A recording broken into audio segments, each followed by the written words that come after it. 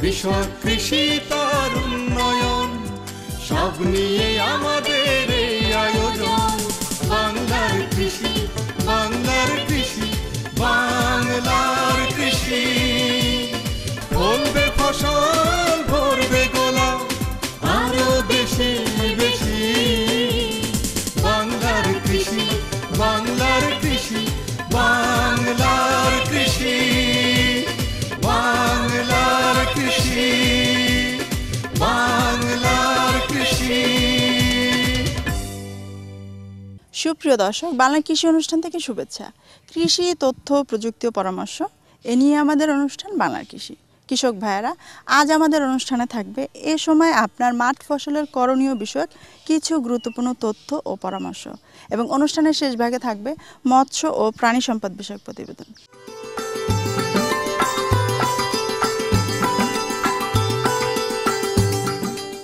এখন শীতকাল, আবহাওয়াজনিত কারণে বাংলাদেশে এই মৌসুমটি সবচেয়ে উৎকৃষ্ট মৌসুম কৃষির জন্য। বিশেষভাবে আমাদের কৃষির অনুকূলে যেরকম আবহাওয়া থাকা দরকার সেরকম আবহাওয়া থাকে। আমাদের কৃষি বিশেষজ্ঞরা বলেন এই শীত তথা আমাদের যে রবি মৌসুমে বাংলাদেশের অধিকাংশ ফসল ফলানো যায়। শীতকালীন ফসলের ভিতরে শুরুতে আমরা বলবো শাকসবজির কথা। শীতকালীন শাকসবজি দু রকমের, অর্থাৎ সরাসরি বীজ বপন করে আমরা করতে পারি, এবং বীজতলায় বপন করে সেখানে চারা তুলে অর্থাৎ চারা উত্তোলন করে সেখান থেকে আমরা মূল জমিতে রোপণ করতে পারি। শাকের ভিতরে লাল শাক, পালং শাক, চীনা পাতাকপি, মূলা এগুলো আছে। তাছাড়া যেগুলো আমরা রুট ক্রপ যদি বলি, মূলা, গাজর, শালগম এগুলো আছে। ফুলকপি, বাঁধাকপি, সবুজ ফুলকপি, টমেটো, বেগুন, লাউ এগুলো কিন্তু শীতকালীন শাকসবজি। আমরা যে কাজটাই করি না কেন খেয়াল রাখতে হবে মানসম্মত বীজ আমরা ব্যবহার করব। আর যদি চারা যদি উৎপাদন করি, আদর্শ বীজতলা তৈরি করে সেখানে আমরা বীজ বপন করব, এবং বীজ বপনের ফলে আমরা চারা উত্তোলন করব। চারার বয়স যখন 25 থেকে 30 দিন হয় তখন আমরা সাবধানে তুলে পরবর্তীতে আমরা মূল জমিতে চারা রোপণ করব।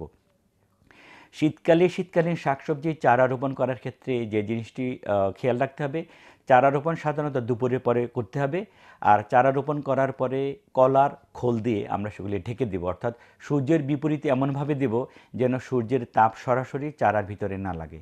এবং এই যে চারাকে ছায়া দেওয়া কতদিন দেব, এটার একটা সাধারণ হিসেব হলো যে কলার খোল যতদিন পর্যন্ত শুকিয়ে না যাবে, অর্থাৎ 5-7 দিন পর্যন্ত, যখন দেখব যে আমরা চারাগুলো প্রতিষ্ঠিত হয়ে গেছে তখন আমরা আর খোল দেওয়ার প্রয়োজন পড়বে না।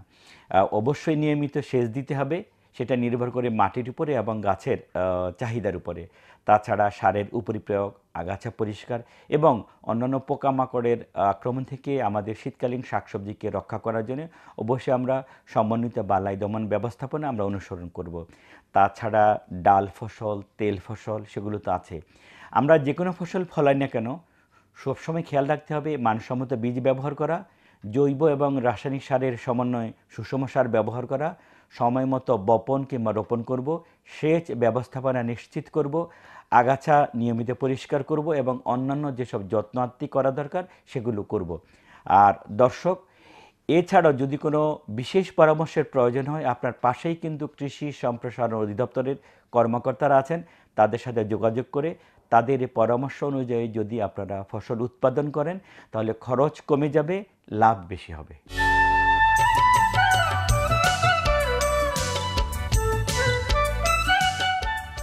বিশ্বে অনেক দেশেই মাশরুম খাদ্য হিসেবে সমাদৃত। সাম্প্রতিক বছরগুলোতে আমাদের দেশে আধুনিক খাবার হিসেবে মাশরুম যুক্ত হয়েছে এবং দেশে মাশরুম চাষ ব্যাপকভাবে সম্প্রসারিত হয়েছে।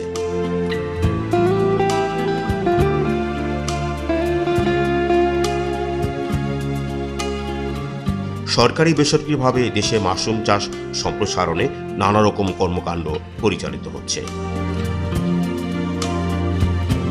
সরকারি উদ্যোগে ইতোমধ্যেই সাভারে প্রতিষ্ঠিত হয়েছে জাতীয় মাশরুম উন্নয়ন ও সম্প্রসারণ কেন্দ্র, যেখানে দেশে মাশরুম উন্নয়নে নানা রকম কর্মসূচি বাস্তবায়িত হচ্ছে। জাতীয় মাশরুম উন্নয়ন ও সম্প্রসারণ কেন্দ্রের উল্লেখযোগ্য কর্মসূচি জার্মপ্লাজম সংগ্রহ ও সংরক্ষণ করা,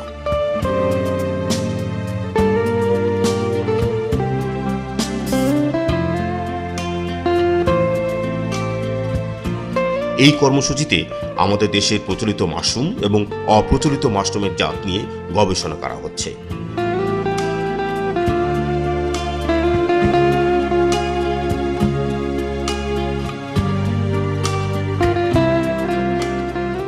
সেই সাথে বিদেশি মাশরুমের জাতের জানপ্রাদম সংরক্ষণ করা হচ্ছে এই কেন্দ্রে।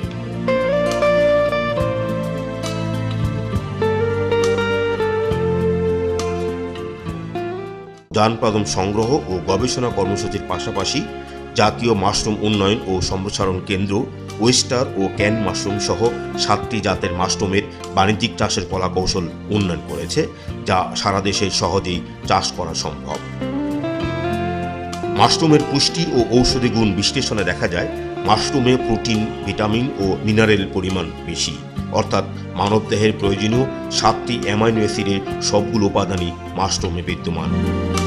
কৃষি বিজ্ঞানীদের মতে যেহেতু মাশরুম পচনশীল দ্রব্য, তাই মাশরুম উৎপাদনে সবচেয়ে সংবেদনশীল কর্মকাণ্ড হচ্ছে মাশরুম হারভেস্ট, সংরক্ষণ এবং বাজারজাতকরণ। মাশরুম দুইভাবে সংরক্ষণ করা যায়।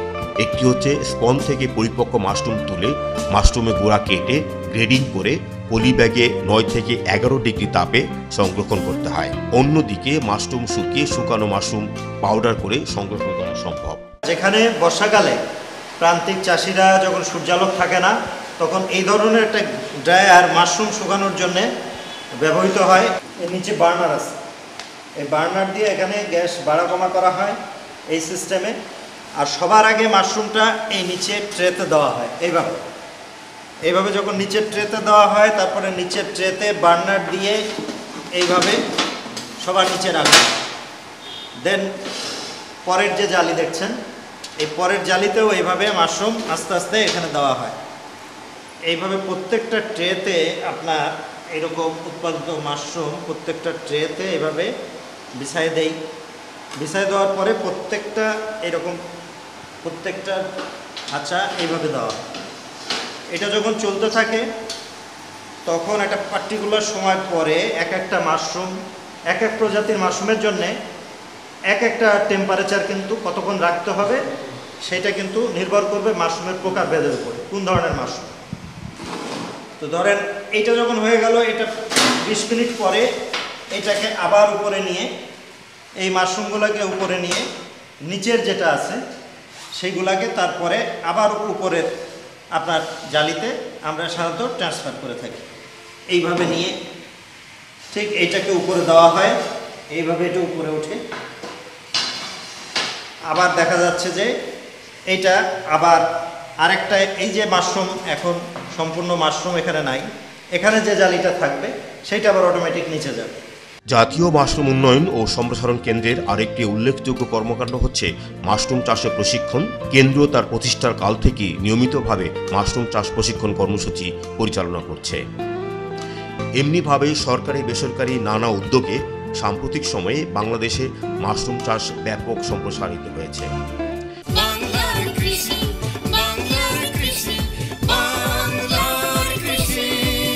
দেখছেন বাংলাদেশ টেলিভিশনের প্রতিদিনকার কৃষি বিষয়ক অনুষ্ঠান বাংলার কৃষি। সঙ্গেই থাকুন।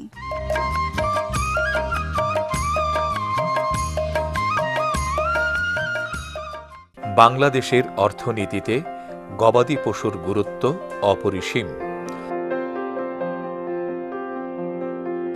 জাতীয় আয়ের শতকরা প্রায় 2.58 আসে প্রাণী সম্পদ থেকে। দেশের প্রায় 20% মানুষের জীবন জীবিকা প্রাণী সম্পদের সাথে সম্পৃক্ত। রপ্তানি আয় হিসেবে অর্জিত বৈদেশিক মুদ্রার শতকরা প্রায় 4.31 আসে এ খাত থেকে। এদেশের দরিদ্র ও প্রান্তিক কৃষকের জীবন জীবিকা নিবিড়ভাবে গবাদি পশুর সাথে সম্পৃক্ত। তবে বেশিরভাগ ক্ষেত্রেই দেশি গরুর কম মাংস ও দুধ উৎপাদনক্ষম বিধায় কৃষক খুব একটা লাভবান হতে পারে না। সরকারের জাতীয় প্রাণিসম্পদ উন্নয়ন নীতিমালা 2007 এদেশে মাংস ও দুধ উৎপাদন বৃদ্ধির মাধ্যমে প্রাণিজ আমিষের চাহিদা পূরণের প্রতিশ্রুতি ব্যক্ত করা হয়েছে। সেজন্য গবাদির জাত উন্নয়ন করা জরুরি। প্রাণী সম্পদ অধিদপ্তর অন্যান্য সেবার পাশাপাশি গবাদি পশুর কৌলিকজাত উন্নয়নে দেশব্যাপী কৃত্রিম প্রজনন কার্যক্রম শুরু করে। পর্যায়ক্রমে দেশে বর্তমানে 2813টি কৃত্রিম প্রজনন উপকেন্দ্র বা পয়েন্ট স্থাপন করা হয়েছে এবং কার্যক্রমের পরিধি দিন দিন বৃদ্ধি পাচ্ছে। এ কার্যক্রমের আওতায় গত 2007-08 সালে সিমেনের উৎপাদন ছিল 20 লক্ষ ডোজ, যা বৃদ্ধি পেয়ে 2011-12 অর্থ বছরে হয়েছে 34.29 লক্ষ ডোজ, অর্থাৎ বৃদ্ধির হার শতকরা 48.14% এবং গত 2007-08 অর্থ বছরে যেখানে 18.1 লক্ষ গাভীকে কৃত্রিম প্রজনন সেবা দেয়া হয়েছিল, সেখানে 2011-12 অর্থ বছরে দেয়া হয়েছে 26.91 লক্ষ গাভীকে। কৃত্রিম প্রজনন উপকেন্দ্রগুলোতে কাজ করার জন্য সাম্প্রতিক বছরগুলোতে মোট 1860 জন কৃত্রিম প্রজনন স্বেচ্ছাসেবী প্রস্তুত করা হয়েছে। এ কার্যক্রম পরিচালিত হওয়ায় দেশের অনেক গাভীকেই কৃত্রিম প্রজনন করানো সম্ভব হচ্ছে। এতে ক্রমান্বয়ে দেশে গবাদি পশুর জাতের উন্নয়ন ঘটছে। গবাদি পালনকারী কৃষকগণ উপকৃত হচ্ছেন। আগে যাদের আমাদের যে গরুটার 5 কেজি 6 কেজি হতো দেশে, সেই এখন এই কৃত্রিম প্রজননের মাধ্যমে আমরা 15 কেজি 20 কেজি এবং 2-1টা গরুতে 22 কেজি পর্যন্ত আমরা পাচ্ছি। সেই দিক দিয়ে আমরা বলবো আমরা প্রতিটি খামারেই এদিক দিয়ে আমরা যথেষ্ট লাভবান, এবং বিশেষ করে এদের আমরা যখন ডাকি এরা এসে প্রযোজনের ব্যাপারে আমাদের যথেষ্ট সাহায্য সহযোগিতা করে, এমন এক কথায় আমরা লাভবান। কৃত্রিম প্রজনন উপকেন্দ্র বা পয়েন্টে কৃত্রিম প্রজনন স্বেচ্ছাসেবীগণ অবস্থান করেন। তারা কারো গাভী গরম হলে তৎক্ষণাৎ সেখানে গিয়ে বা কেন্দ্রে গাভী আনয়ন করা হলে উন্নত মানের ষাঁড় হতে সংরক্ষিত বীজ দিয়ে ওইসব গাভীর কৃত্রিম প্রজনন করিয়ে দেন। সাভারস্থ সিমেন্ট উৎপাদন ও সংরক্ষণ কেন্দ্র থেকে তাদেরকে এ সিমেন্ট সরবরাহ করা হয়ে থাকে। স্বেচ্ছাসেবীগণ ওই সিমেন্ট বিশেষ ব্যবস্থাপনায় পরিবহন ও সংরক্ষণ করে সময়মতো কাজে লাগিয়ে থাকেন। গবাদির কৃত্রিম প্রজননের প্রতি জনসচেতনতা বৃদ্ধি পেয়েছে। দেশের সর্বত্রই এখন যত্রতত্র দো আশলা জাতের গাভী ও ষাঁড় দেখা যায়। এভাবে বর্তমানে দেশে কৃত্রিম প্রজনন কার্যক্রমের কভারেজ শতকরা 36%। এ কার্যক্রম সম্প্রসারণের আরও সুযোগ রয়েছে। গবাদি পশু আমাদের খাদ্যে মাংস ও দুধের চাহিদা পূরণ করছে। এর সাথে সংশ্লিষ্ট আছে অনেক মানুষের জীবন জীবিকা। সে কারণে আমাদের গবাদি পশুর কৃত্রিম প্রজনন ও জাত উন্নয়নের বিষয়টি খুবই গুরুত্বপূর্ণ। এখানে হিমায়িত সিমেন্ট তৈরি করা হয়। হিমায়িত সিমেন্ট তৈরি করার জন্য বুল থেকে সিমেন্ট সংগ্রহ করার পরে সেই সিমেন্টটা মাইক্রোস্কোপিক পরীক্ষা নিরীক্ষা করার পরে সিমেন্টটা ডাইলিউশন করা হয়। ডাইলিউশন করার পরে কত মাত্রা ডোজ তৈরি হবে সেই ডোজ নির্ধারণ করার পরে সিমেন্টকে আমরা মিনিস্টত সিলিং ফিলিং করি। মিনিস্টত সিলিং ফিলিং করার পরে সেই সিমেন্টটাকে আমরা কুলহ্যানিক ক্যাবিনেটে ঠান্ডা করার পরে সেটাকে 6 ঘন্টা ঠান্ডা রাখার পরে তারপর সেটাকে আমরা বায়োফ্রিজিং করি। বায়োফ্রিজিং করার পরে -196 তাপমাত্রায় আমরা তরল নাইট্রোজেনের মধ্যে ডুবে রাখি। তারপর সেই সিমেন্টটা পরীক্ষা নিরীক্ষা হওয়ার পরে আমরা মাঠে পাঠিয়ে দিই। এ কাজের সফল বাস্তবায়নের সাথে নিহিত আছে দরিদ্র কৃষকের হাসি কান্না। আসুন আমরা নিজ নিজ অবস্থানে থেকে গবাদি পশুর কৃত্রিম প্রজনন ও জাত উন্নয়নে অবদান রাখি। আর এরই সঙ্গে শেষ করব আজকের বাংলার কৃষি। বাংলা কৃষি অনুষ্ঠান আগামীকাল ঠিক একই সময় প্রচারিত হবে, দেখবেন আশা করি। আর হ্যাঁ, সেই সঙ্গে জানতে চাই আপনাদের মতামত। আমাদের অনুষ্ঠান বিষয়ে আপনাদের যে কোনো মতামত আমাদেরকে লিখেও জানাতে পারেন। আমাদের লিখবার ঠিকানা প্রযোজক বাংলার কৃষি, কক্ষ নম্বর 215, বাংলাদেশ টেলিভিশন ভবন, রামপুরা, ঢাকা। আমাদের ইমেল অ্যাড্রেস banglarkrishi@ais.gov.bd এবং ফেসবুক আইডি বাংলার কৃষি। এছাড়াও অনুষ্ঠানটি ইউটিউবেও নিয়মিত দেখতে পাবেন। দর্শক, আজ এ পর্যন্তই। সকলকে ধন্যবাদ। কৃষক, কৃষি তার উন্নয়ন, সব নিয়ে আমাদের